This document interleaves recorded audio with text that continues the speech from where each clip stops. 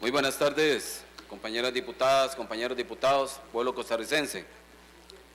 Este espacio que tenemos para hablar a favor del dictamen afirmativo de minoría que el Frente Amplio ha rendido al proyecto de ley presupuesto ordinario 2015, lo estructuraremos en 3 secciones. La primera parte de la intervención describirá los contenidos del dictamen de minoría, así como la metodología y los principios políticos en los que se fundamentan tales contenidos. En la segunda parte señalaremos las graves afectaciones que se producirían si llegara a aprobarse el dictamen afirmativo de mayoría firmado por diputados y diputadas de las fracciones de Liberación Nacional, el Partido Unidad Social Cristiana, el Partido Renovación Costarricense y el Partido Acción Ciudadana. Y finalmente, en lo que es también una argumentación en contra de una aprobación del dictamen afirmativo de mayoría, expondremos los vicios de procedimiento que pesan sobre tal dictamen. El Frente Amplio ha realizado una propuesta coherente con sus principios políticos y basada en un análisis serio y responsable del proyecto de presupuesto ordinario. Desde el principio denunciamos la maratón de recortes que se emprendió y señalamos la posibilidad de que se generaran graves afectaciones al Estado costarricense. Desde el principio del debate señalamos nuestra posición y esa posición la hemos mantenido con coherencia durante todo este proceso de discusión. El Frente Amplio ha expuesto con claridad su posición política de fondo en este debate. Hemos afirmado que para nuestro partido el déficit fiscal es un instrumento de política económica y social no deseable cuando se vuelve incontrolable, pero utilizable como instrumento de reactivación económica y de redistribución de la riqueza. La función del gasto público y el uso del déficit como política económica para reactivar economías deprimidas ha sido harto demostrada por la historia. Ha sido el aumento del gasto la vía de reactivación de las economías. Así lo hizo Estados Unidos para salir de la crisis del 29 y así lo volvió a hacer durante la crisis económica más reciente. En el debate sobre este presupuesto se han venido sosteniendo visiones fiscalistas por las fracciones del Partido Liberación Nacional, Partido Unidad Social Cristiana y por diputados y diputadas del PAC y Renovación Costarricense. Visiones fiscalistas que reducen sus objetivos al alcance de un, comillas, presupuesto estrictamente equilibrado, cierro comillas, omitiendo por tanto las consecuencias sociales de la persecución de ese objetivo parcial, es decir, los efectos sociales de recortar el presupuesto afectando programas sustanciales y además provocando una posible desaceleración de la economía nacional por el efecto de esa reducción del gasto público sobre la demanda agregada. Hemos expuesto con transparencia nuestra posición para que de esa forma se pueda juzgar con coherencia. Hemos insistido que en nuestro contexto la vía para reducir el déficit fiscal no es la vía del recorte del Estado Social de Derecho, sino la vía del fortalecimiento de los ingresos del Estado, tanto a través de una mejor recaudación como a través de una reforma fiscal justa y progresiva. Creemos en la posibilidad de construir un Estado fuerte y eficiente. Creemos en la posibilidad de construir otro Estado, uno sin corrupción rampante, sin mediocridad y sin politiquería. Un Estado fuerte al servicio del pueblo, un Estado capaz de intervenir allí donde el mercado genere efectos sociales negativos, un Estado con capacidad de cumplir a cabalidad con los derechos individuales y colectivos. Hemos argumentado que insistir en un equilibrio fiscal cuando la economía apenas parece salir de una situación crítica no puede sino conducir a una mayor desaceleración con el respectivo impacto sobre el desempleo y los ingresos de los hogares costarricenses. Ya las doctrinas económicas que sustentan esas tesis fiscalistas han sido tremendamente desacreditadas por la reciente crisis. ¿Cómo ofrecer una receta como solución cuando ya se conocen sus efectos nefastos? Hacen falta más tragedias económicas en nuestros países para demostrar que las tesis económicas neoliberales han fracasado de forma rotunda. En el Frente Amplio nos oponemos a esa vía, nos oponemos al dogma neoliberal. El Frente Amplio propone una política económica que se comprenda como instrumento para el bienestar social. Una política económica que no se pretenda un fin en sí misma. Esperamos que las demás fracciones aclaren su posición en este tema de fondo. El Frente Amplio, en congruencia con este posicionamiento político expreso, ha propuesto un conjunto de rebajas al presupuesto que se contienen en el dictamen afirmativo de minoría que presentamos. Estas rebajas se proponen fuera de la competencia del recorte que se desató. Se proponen porque se ha realizado un análisis profundo del presupuesto presentado por el Poder Ejecutivo y porque creemos que el Estado debe ser eficiente y cuidadoso del manejo de los recursos de todos y de todas. Hemos analizado la totalidad del presupuesto, título por título, programa por programa y cada una de sus subpartidas. Hemos seleccionado aquellas subpartidas relacionadas con consultorías, con viáticos, con actividades protocolarias, adquisición de bienes duraderos y transferencia a entes privados que suplantan funciones que debería realizar el Estado costarricense. De las subpartidas referidas, se seleccionaron aquellas con altos crecimientos respecto al autorizado en el 2014 y con altos niveles de subejecución en los últimos años. A estas subpartidas se les aplica una rebaja calculada con base en la ejecución del 2014, agregando a esta ejecución un 5% por inflación y además reduciendo la rebaja resultante en un 30%, pues consideramos necesario un margen de flexibilidad razonable y porque esperamos que la capacidad del Poder Ejecutivo para utilizar los recursos mejore. Además, hemos incluido una rebaja recomendada por el propio Poder Ejecutivo de 100.000 millones de colones a utilizarse para el servicio de la deuda, siendo que deudas por ese monto serán renegociadas por el gobierno. Siguiendo este procedimiento, el dictamen de minoría para el cual solicitamos el apoyo de los diputados y las diputadas de este plenario presenta una reducción de poco más de 29.000 millones de colones. Estas rebajas no afectan ningún programa social vital y no son una camisa de fuerza para imposibilitar la actuación del Poder Ejecutivo. Solo son producto de análisis responsable del Frente Amplio en congruencia con la búsqueda de un Estado fortalecido y eficiente. Por este motivo solicitamos a los diputados y a las diputadas no aprobar el dictamen de mayoría rendido por la Comisión y aprobar el dictamen de minoría presentado por el Frente Amplio. Ya hemos agregado a favor de la aprobación de nuestro dictamen de minoría.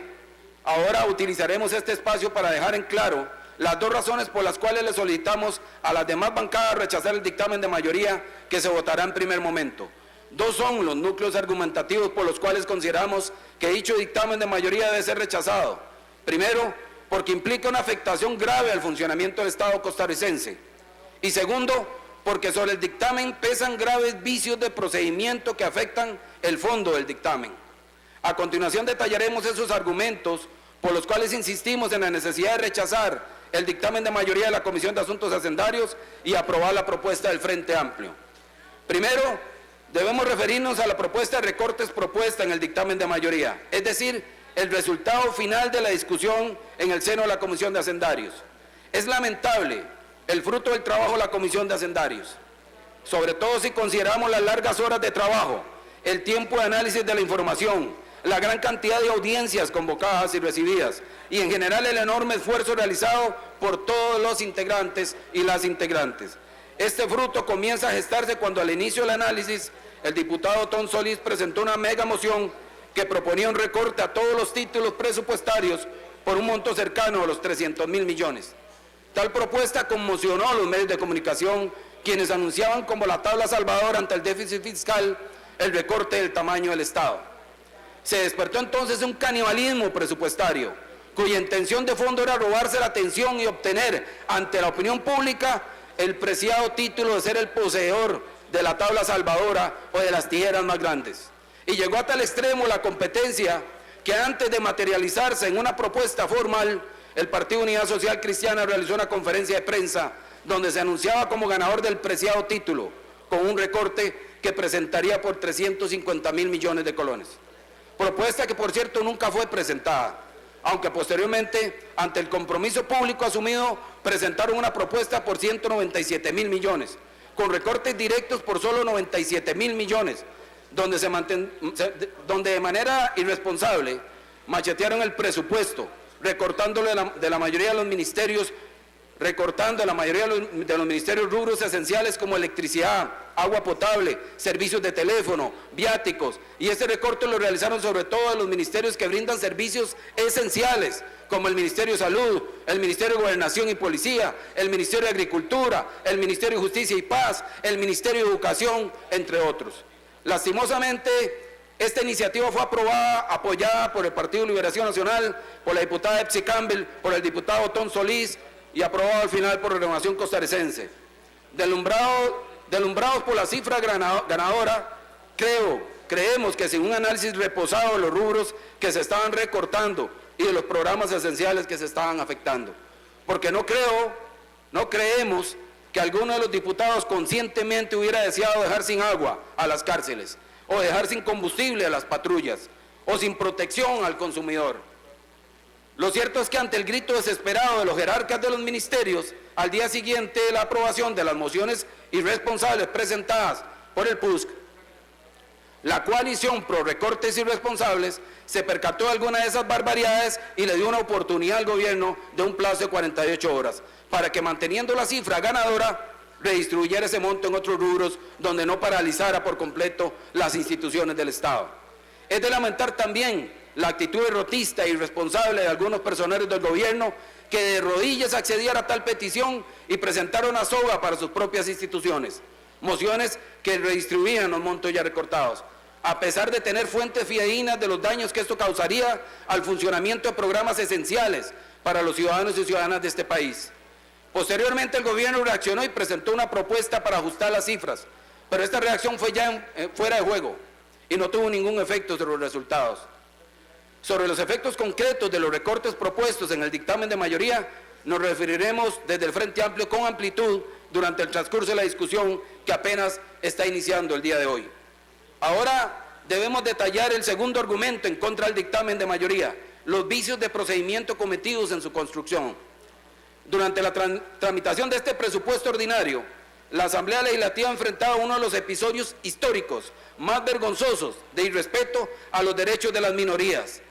La democracia es el gobierno de las mayorías y lo único que la distingue en este aspecto de las dictaduras es el obligado respeto a los derechos de las minorías. Nunca en la tramitación de un presupuesto se habían violentado de manera tan evidente los derechos de las minorías, y todo ello gracias a la alianza de los diputados de Liberación Nacional, de la Unidad Social Cristiana y del PAC en la Comisión de Hacendarios. Un procedimiento atropellado en el que, y el pueblo costarricense ha de saberlo, los diputados no identificaban las mociones, porque no solo fueron dispensadas de lectura, sino que en repetidas ocasiones se tuvo acceso a ellas apenas unos minutos antes de ser sometidas a votación. No es difícil entender que un procedimiento de esta naturaleza, gracias a la imposición de la mayoría, no da espacio para un ejercicio reflexivo, pausado, de razonabilidad, que permita tomar la decisión más adecuada para el pueblo costarricense. Los sectores sociales más desprotegidos de este país serán los destinatarios de estas decisiones atropelladas, de la alianza construida por la mayoría de diputados de la Comisión de Hacendarios. ¿Cuántos servicios de salud desprotegidos, vaciados? ¿Cuántos niños y niñas afectadas? ¿Cuántas madres empujadas hacia niveles de pobreza aún mayores? Y todo ello gracias a que en la línea política más neoliberal de los últimos tiempos, representada por esa mayoría, no hay espacio para pensar en las necesidades de los que menos tienen. Pero no importa, porque los recortes no tocan ninguno de los grandes intereses que esa mayoría, formada en la Comisión de Asuntos Hacendarios, protege. Mientras se dejaba niños sin guardería, se le aprobaba más de 1.000 millones al CINDE, para que los políticos que medran esas organizaciones puedan ser becados y pasarla muy bien en los Estados Unidos. Pero el atropello en aprobación de las mociones para disminuir los presupuestos de los programas sociales, aunque no lo quisieron, terminó por enredarlos a ellos mismos.